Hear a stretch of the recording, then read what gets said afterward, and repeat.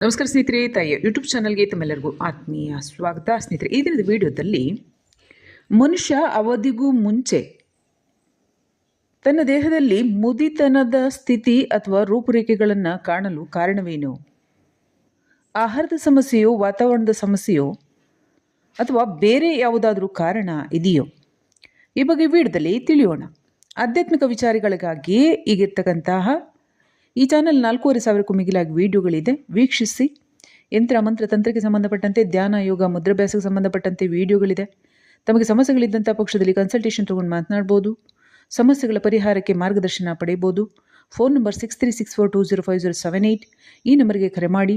ಮನೆಯಲ್ಲಿ ಆತ್ಮಗಳ ಸಮಸ್ಯೆ, ತಂತ್ರ, ವಾಮಾಚಾರ ಇತ್ಯಾದಿ ಸಮಸ್ಯೆಗಳಿದ್ದರೆ ಧೂಪದ ಪೌಡರ್ ಲಭ್ಯ ಇದೆ. ಮನೆಯಲ್ಲಿ ಹಾಕಲಿಕ್ಕೆ, ಆಫೀಸ್ನಲ್ಲಿ ಹಾಕಲಿಕ್ಕೆ, ಹಣಕಾಸಿನ ಸಮಸ್ಯೆ ನಿವಾರಣೆಗೆ ಲಕ್ಷ್ಮೀ ಕೃಪಾ ಪ್ರಾಪ್ತಿ ಧೂಪದ ಪೌಡರ್ ಲಭ್ಯ ಇದೆ.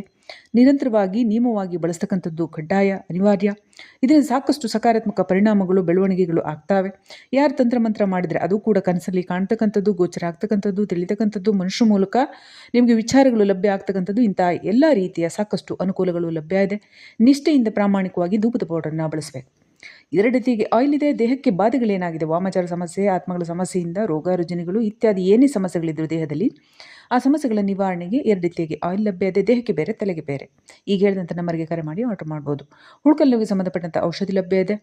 ಹಾಗೆಯೇ ಮರವು, ನೆನಪಿನ ಶಕ್ತಿ ಕಡಿಮೆ ಇದ್ರೆ ಅಂಥ ಸಮಸ್ಯೆ ನಿವಾರಣೆಗೆ ಔಷಧಿ ಲಭ್ಯ ಇದೆ. ಮಕ್ಕಳು, ದೊಡ್ಡವರು ಯಾರು ಬೇಕಾದರೂ ತೊಗೋಬೋದು. ಹಾಗೆ ಹೊಟ್ಟೆಗೆ ಮದ್ದಾಕಿದ್ರಂಥ ಸಮಸ್ಯೆ, ಅಂಥ ಸಮಸ್ಯೆ ನಿವಾರಣೆಗೆ ಔಷಧಿ ಲಭ್ಯ ಇದೆ. ಆಸಕ್ತರು ಕರೆ ಮಾಡಿ ಆರ್ಡರ್ ಮಾಡ್ಬೋದು. ಹಸ್ತಪರಿಶೀಲನೆ ಕೂಡ ಮಾಡಿಸ್ಬೋದು. ಹಸ್ತ ಸಾಮುದ್ರಿಕ ಶಾಸ್ತ್ರ, ಜ್ಯೋತಿಷಾಸ್ತ್ರ, ಅಂಕಶಾಸ್ತ್ರದ ಬಗ್ಗೆ ಕೂಡ ಪರಿಶೀಲನೆ ಮಾಡ್ಕೋಬೋದು. ಚಾರ್ಜಸ್ ಇರುತ್ತೆ.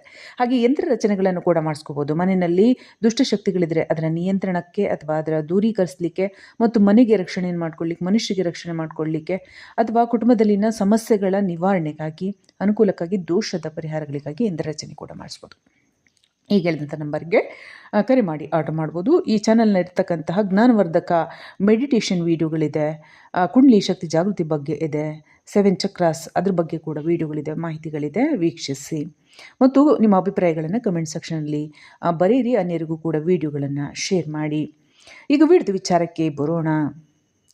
ವೈಜ್ಞಾನಿಕವಾಗಿ ಹೇಳ್ತಕ್ಕಂಥದ್ದು, ಭೂಮಂಡಲದ ಅವಸ್ಥೆ, ವಾತಾವರಣದಲ್ಲಿನ ವೈಪರೀತ್ಯಗಳು, ಆಹಾರದಲ್ಲಿನ ವೈಪರೀತ್ಯಗಳು ಮತ್ತು ಮನುಷ್ಯನ ಜೀವನ ಶೈಲಿ ಮುಖ್ಯವಾಗಿ ಮುದಿತನಕ್ಕೆ ಕಾರಣ ಎಂಬುದನ್ನು ಜ್ಞಾನದ ಕೂಸಾಗಿರ್ತಕ್ಕಂಥ ವಿಜ್ಞಾನ ತಿಳಿಸುತ್ತೆ.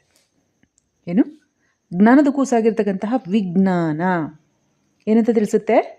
ಭೂಮಂಡಲದ ವೈಪರೀತ್ಯ, ವಾತಾವರಣದ ವೈಪರೀತ್ಯ, ಆಹಾರದಲ್ಲಿನ ವೈಪರೀತ್ಯ, ಜೀವನ ಶೈಲಿಯಲ್ಲಿನ ವೈಪರೀತ್ಯ, ಜೊತೆಗೆ ಬುದ್ಧಿಯಲ್ಲಿನ ವೈಪರೀತ್ಯ ಕೂಡ ತಗೋಬೇಕು. ಈ ಒಂದು ಕಾರಣದಿಂದ ಮನುಷ್ಯನಲ್ಲಿ ಮುದಿತನ ಎಂಬತಕ್ಕಂಥದ್ದು ಕಂಡುಬರುತ್ತೆ ಎಂದು ವಿಜ್ಞಾನದಲ್ಲಿ, ಜ್ಞಾನದ ಕೂಸು, ಮಗು, ಜ್ಞಾನದ ಮಗು, ಜ್ಞಾನ ಅಲ್ಲ, ಅವಿಜ್ಞಾನ ಹೇಳುತ್ತೆ. ಅಂದರೆ ಮಗು ಅಂದರೆ ಇನ್ನೂ ಚಿಕ್ಕದಿದೆ, ತುಂಬ ಕಲಿಬೇಕಿದೆ, ಅದಕ್ಕೆ ಸಾಕಷ್ಟು ಕಲಿತಕ್ಕಂಥದ್ದಿದೆ ಅಂತ ಅರ್ಥ. ಹಾಗಾದರೆ ನಿಜವಾಗಿ ಮುದಿತನಕ್ಕೆ ಕಾರಣ ಏನು? ಇದರಲ್ಲಿ ಆಧ್ಯಾತ್ಮಿಕ ಅಂಶಗಳನ್ನು ಗಮನಿಸೋದಾದರೆ ಗಮನಿಸಿ. ಭೂಮಿಯಾದ್ಯಂತ ಇರ್ತಕ್ಕಂತಹ ಮನುಷ್ಯ ವರ್ಗ ಏನಿದೆ, ಆ ಮನುಷ್ಯ ವರ್ಗದಲ್ಲಿ ಆ ದೇಹದ ಅಸ್ತಿತ್ವಕ್ಕೆ ಜೀವ ಎಂಬತಕ್ಕಂಥ ಅಮೃತ, ಜೀವ ಎಂಬತಕ್ಕಂತಹ ಶಕ್ತಿ, ಇದು ಶಾಶ್ವತ ಏನಲ್ಲ. ಜೀವ ಅಶಾಶ್ವತ, ಆತ್ಮಶಾಶ್ವತ.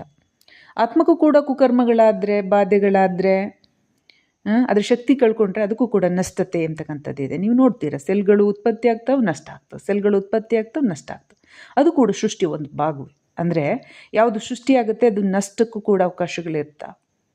ಹಾಗಾಗಿ ಆತ್ಮ ನಷ್ಟವನ್ನು ಹೊಂದತಕ್ಕಂಥದ್ದು ಕೇವಲ ಪಾಪಕರ್ಮಗಳಿಂದ, ದುಷ್ಕೃತ್ಯಗಳಿಂದ, ಅಧರ್ಮ, ಅನ್ಯಾಯ, ಅನೀತಿ, ಅಸತ್ಯಗಳಿಂದ ಮಾತ್ರ ಅದರ ನಷ್ಟ ಸಾಧ್ಯ. ಯಾವುದು? ಮೋಸ, ವಂಚನೆ, ಐಷಡ್ವರ್ಗಗಳು ಅಂತ ನಾವೇನು ಹೇಳ್ತೇವೆ, ಕಾಮಕ್ರೋಧ, ಲೋಭ, ಮೋಹ, ಮದ, ಮಾತ್ಸರ್ಯ. ಅದರ ಜೊತೆಗೆ ಅಸತ್ಯ, ಅಪ್ರಾಮಾಣಿಕತೆ, ಹಾಗೆ ಅನ್ಯಾಯ, ಅನೀತಿ, ಅಧರ್ಮ ಇತ್ಯಾದಿ ಹಾನಿಕಾರಕ ಅಂಶಗಳೇನಿದೆ. ನಾನು ಸಾಕಷ್ಟು ಯಾವುದೋ ಒಂದು ವಿಡಿಯೋದಲ್ಲಿ ಹೇಳಿಬಿಟ್ಟಿದ್ದೇನೆ ಯಾವ್ಯಾವ ರೀತಿಯಾಗಿ ಮನುಷ್ಯನಲ್ಲಿ ಸೇರ್ಕೊಬಿಟ್ಟಿದ್ದು. ಕ್ರೋಧ ಇರ್ಬೋದು, ಸುಳ್ಳಾಗಿರ್ಬೋದು, ಆಲಸ್ಯ ಆಗಿರ್ಬೋದು, ಪ್ರಮಾದ ಆಗಿರ್ಬೋದು, ಹೊಟ್ಟೆ ಕಿಚ್ಚಾಗಿರ್ಬೋದು, ದ್ವೇಷ ಆಗಿರ್ಬೋದು. ಇವೆಲ್ಲ ಏನು? ಇವಕ್ಕೆ ದೇಹ ಇಲ್ಲ. ಆದರೆ ಯಾವ ಮನುಷ್ಯ ಜಾಗ ಕೊಡ್ತಾನೆ ಆ ಮನುಷ್ಯನ ದೇಹದಲ್ಲಿ ವಾಸ ಇರ್ತಾವೆ ಅಗೋಚರ ರಾಕ್ಷಸ ಶಕ್ತಿಗಳು ಕಲಿಯುಗದಲ್ಲಿ ವ್ಯಾಪ್ತವಾಗಿದ್ದಾವೆ. ಅದರಿಂದಾಗಿ ಮನುಷ್ಯ ತರಂತರ ಜನ ಇದ್ದಾರೆ. ತರಂತರ ಯಾರು ವೀಕ್ ಆಗಿರ್ತಾರೆ ಅವರ ದೇಹದಲ್ಲಿ ಆ ಅಂಶಗಳು ಸೇರ್ಕೊಂಡು, ಒಬ್ರು ಮೋಸ ಮಾಡೋ ಬುದ್ಧಿ ಕಲ್ತಿರ್ತಾರೆ, ಒಬ್ರು ಸುಳ್ಳು ಹೇಳೋದು ಕಲ್ತಿರ್ತಾರೆ, ಒಬ್ರು ಚಾಡಿ ಹೇಳೋದು ಕಲ್ತಿರ್ತಾರೆ, ಒಬ್ರು ನಷ್ಟ ಮಾಡೋದು ಕಲ್ತಿರ್ತಾರೆ, ಒಬ್ರು ಹೊಡಿಯೋದು ಕಲ್ತಿರ್ತಾರೆ, ಒಬ್ರು ಬೈಯೋದು ಕಲ್ತಿರ್ತಾರೆ.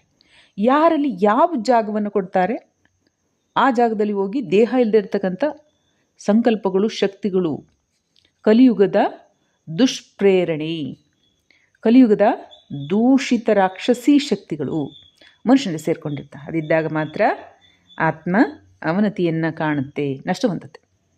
ಈಗ ಈ ವಿಷಯಕ್ಕೆ ಬರೋಣ.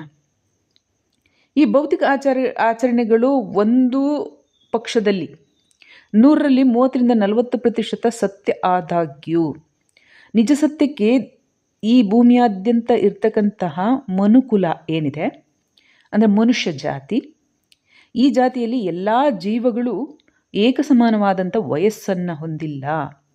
ಅಂದರೆ ಜೀವಗಳ ಉತ್ಪತ್ತಿ ಕಾಲಾನಂತರ, ಪರಿಣಾಮಗಳ ನಂತರ ಮತ್ತು ಸಮಯ ನಂತರ ಅಂತಲೂ ಕೂಡ ಇದೆಯಾ ಅಂತ ಕೇಳ್ಬೋದು. ಕೇಳಿ. ಯಾವಾಗ ಮೊದಲ ವರ್ಷದ ಮಾವಿನ ಹಣ್ಣು, ಒಂದು ಮರ ಹಾಕಿದ್ದೇವೆ, ಮಾವಿನ ಹಣ್ಣು ಹುಟ್ಟಿದೆ, ಅದು ಹುಟ್ಟಿದ್ರೂ ಕೂಡ ಮಾವಿನ ಹಣ್ಣೆ. ಮಾರನೇ ವರ್ಷ ಕೂಡ ಏನು ಹಣ್ಣು ಬರುತ್ತೆ, ಆ ಫಸಲು ಬಂದರೂ ಮಾವಿನ ಹಣ್ಣೆ. ಆದರೆ ಮೊದಲನೇ ವರ್ಷ ಹುಟ್ಟಿರ್ತಕ್ಕಂಥ ಮಾವಿನ ಹಣ್ಣಿಗೆ ಪ್ರಥಮ ಸ್ಥಾನ, 2ನೇ ವರ್ಷ ಉತ್ಪನ್ನವಾಗ್ತಕ್ಕಂಥ ಮಾವಿನ ಹಣ್ಣಿಗೆ 2ನೇ ಸ್ಥಾನ. ಒಂದೇ ಮರ ಅಂದ್ಕೊಳ್ಳಿ. 3ನೇ ವರ್ಷ, 4ನೇ ವರ್ಷ, ಹಾಗಾದರೆ ಮೊದಲೇ ವರ್ಷ ಹುಟ್ಟಿರ್ತಕ್ಕಂಥ ಮಾವಿನ ಹಣ್ಣು ಅದು ಓಟೆ ಆಗಿರುತ್ತೆ. ಅದನ್ನು ಮತ್ತೆ ಗಿಡವಾಗಿ ನೆಡ್ತೀವಿ, ಅದು ಒಂದು ಗಿಡಕ್ಕೆ ಜನ್ಮವನ್ನು ನೀಡಿದೆ ಮತ್ತು ಅದು ಕೂಡ ಫಸಲು ಕೊಡ್ತಾ ಇದೆ. ಈಗ 5 ವರ್ಷ 6 ವರ್ಷದ ಈಗ ಮಾವಿನ ಹಣ್ಣು ಹುಟ್ಟುತ್ತಾ ಇರುತ್ತೆ. ಆ ಮಾವಿನ ಹಣ್ಣಿಗೂ ಮೊದಲನೇ ವರ್ಷ ಹುಟ್ಟಿರ್ತಕ್ಕಂಥ ಮಾವಿನ ಹಣ್ಣು ಅದು ಓಟೆಯಾಗಿ, ಮರವಾಗಿ, ಗಿಡವಾಗಿ ಮರವಾಗಿ ಹಣ್ಣು ಮತ್ತು ಫಸಲು ಕೊಡ್ತಾ ಇದೆ. ಈಗ ಅದಕ್ಕೂ ಈಗ ಈ 10 ವರ್ಷದ ನಂತರ, 8 ವರ್ಷದ ನಂತರ ಅದೇ ಮರದಲ್ಲಿ ಬೆಳೀತಕ್ಕಂಥ ಮಾವಿನ ಹಣ್ಣಿಗೂ ಒಂದೇ ವಯಸ್ಸಾ? ಗಮನಿಸಿ, ಒಂದು ವಯಸ್ಸಲ್ಲ. ಅದೇ ರೀತಿಯಾಗಿ ಆತ್ಮಶಕ್ತಿ, ಪರಮಾತ್ಮ ಎಂಬತಕ್ಕಂಥದ್ದು ಒಂದೇ ಆದಾಗ್ಯೂ ಅದರಲ್ಲಿ ಹಂತ ಹಂತವಾಗಿ ಉತ್ಪನ್ನವಾಗಿರ್ತಕ್ಕಂಥ ಆತ್ಮಗಳೇನಿದೆ, ವಿಸ್ತರಣೆ ಎಂಬತಕ್ಕಂಥದ್ದೇನಿದೆ ನಂತರದಲ್ಲಿ, ಆ ವಿಸ್ತರಣೆಗೆ ಅನುಗುಣವಾಗಿ ಆತ್ಮಗಳು ಉತ್ಪನ್ನವಾಗಿದೆ, ಜೀವಗಳಲ್ಲ. ನಂತರದಲ್ಲಿ ಆ ಆತ್ಮದ ಆಚರಣೆಗೆ ಅನುಸಾರವಾಗಿ ಜೀವಗಳ ಉತ್ಪನ್ನತೆ, ಆ ಜೀವಗಳಿಗೆ ಇರ್ತಕ್ಕಂಥ ಆಯಸ್ಸು. ಈಗ ನಾನು ಮೊದಲೇ ಹೇಳಿದೆ, ಮೊದಲನೇ ವರ್ಷದಲ್ಲಿ ಬೆಳೆದಿರ್ತಕ್ಕಂಥ ಅಥವಾ ಹುಟ್ಟಿರ್ತಕ್ಕಂಥ ಮಾವಿನ ಹಣ್ಣಿನ ಆಯಸ್ಸು ಬೇರೆ, ಅದೇ ಮರದಲ್ಲಿ ಹುಟ್ಟಿರ್ತಕ್ಕಂತಹ 10 ವರ್ಷದ ನಂತರದಲ್ಲಿ ಮಾವಿನ ಹಣ್ಣು ಏನು ಹುಟ್ಟಿರುತ್ತೆ ಅದರ ಆಯಸ್ಸು ಬೇರೆ. ಹಾಗೆ 10 ವರ್ಷದ ಮುಂಚಿನ ಮೊದಲ ವರ್ಷದ ಹಣ್ಣಿನ ಆಯಸ್ಸು ಆತ್ಮಗಳಿಗೆ ತಗೊಳ್ಳಿ, ಮನುಷ್ಯನಲ್ಲಿ ಇರ್ತಕ್ಕಂಥ, ಅಂದರೆ ಹೆಚ್ಚು ಸ್ಥಾನವನ್ನು ಅನ್ನೋದಕ್ಕಿಂತ ಸಮಯವನ್ನು, ಆಯಸ್ಸನ್ನು ಹೊಂದಿರತಕ್ಕಂಥ ಆತ್ಮಗಳಿವೆ.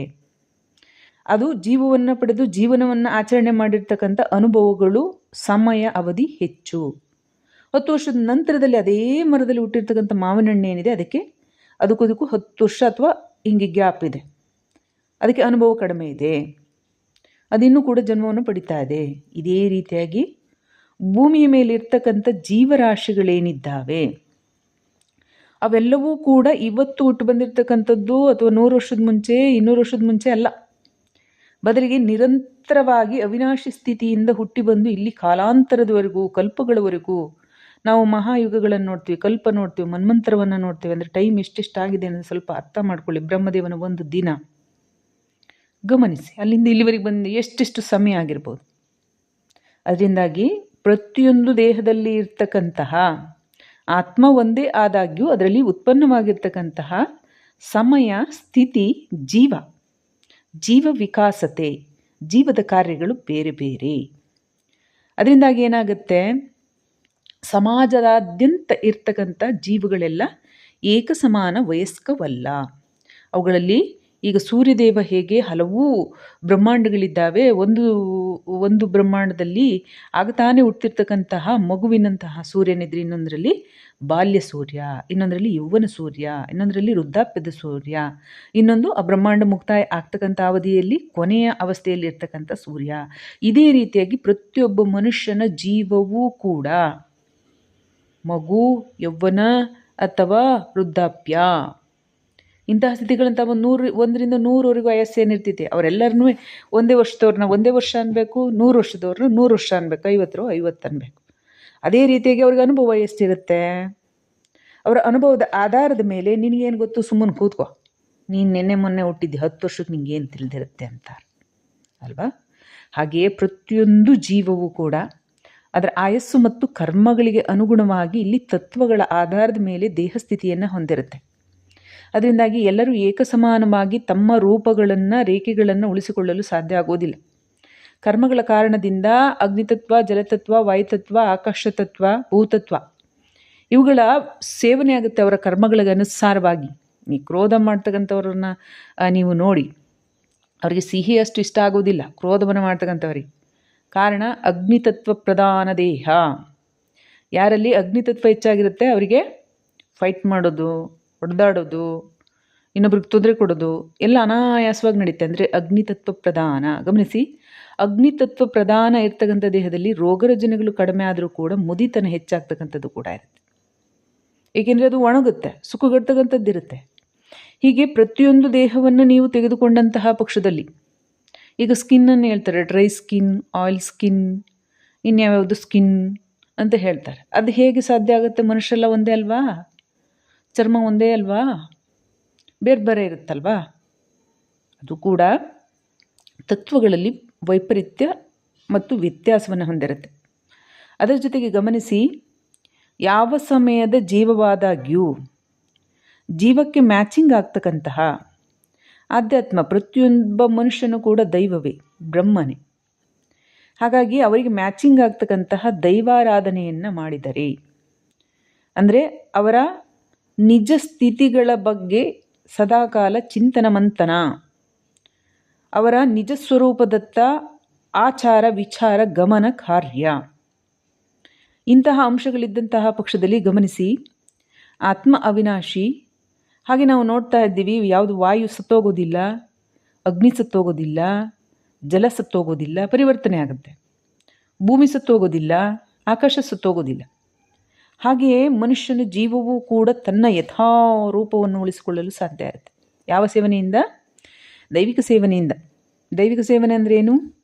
ಭಗವಂತನ ಸ್ಮರಣೆ, ತತ್ವಗಳ ಸ್ಮರಣೆ, ಅವಿನಾಶಿ ಸ್ವರೂಪದ ಸ್ಮರಣೆ, ಮಂತ್ರಗಳ ಸ್ಮರಣೆ, ಮಂತ್ರ ಜಪದ ಮೂಲಕ ಭಗವಂತನ ಸ್ಮರಣೆ. ಅವ್ರಿಗೆ ಮ್ಯಾಚಿಂಗ್ ಆಗೋಂಥದ್ದು ಸೇವನೆ ಮಾಡಬೇಕು. ಈಗ ಯಾರು ನೀರು ಕುಡಿಬೇಕು ಅವರಿಗೆ ತಗೋಬಿಟ್ಟು ತಿಂಡಿ ತಿನ್ಸೋಕ್ಕಾಗತ್ತೆಯೇ?